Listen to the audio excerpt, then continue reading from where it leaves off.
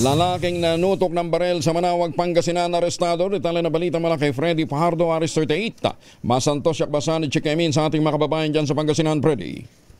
Masanto siya kabusan, Kuyang Angel. Himas Rias ngayon sa Manawag Police Station ang suspect na kinilalang si Armando Bautista, 32 anyos, residente ng Barangay Nalsian, matapos itong manakot at mahulihan ng baril. Sa ulat ni Manawag Chief of Police Major Peter Paul Sison, alas 6 ng gabi, nakatanggap sila ng report sa pagwawala ng suspect sa kanilang barangay, kaya agad nirespondihan ng kanilang mga tauhan at naaresto ang suspect at nakumpiska rito ang isang kalibre 38 baril na walang bala at wala rin kaukulang papeles na naipakita. Nabatid sa biktima na isang 32 anyos na farm workers na nakatayo lamang siya sa tapat ng bahay ng kanyang pinsan nang lapitan siya at kursunadahin ng suspect na nagkaroon sila ng mainitang pagtatalo na agad ay naglabas ng baril ang suspect at tinutok sa biktima. Kaya sa takot nito nagtatakbo pa palayo tumingi ng tulong sa mga barangay official na silang tumawag ng pulis. Kasong grave threats at paglabag sa Republic Act 10591 o illegal possession of firearms ang kinakaharap na asunto ngayon ng suspect.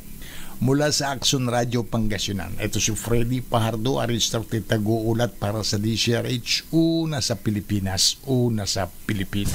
Maganda umaga, Pilipinas! Maraming salamat, Freddy.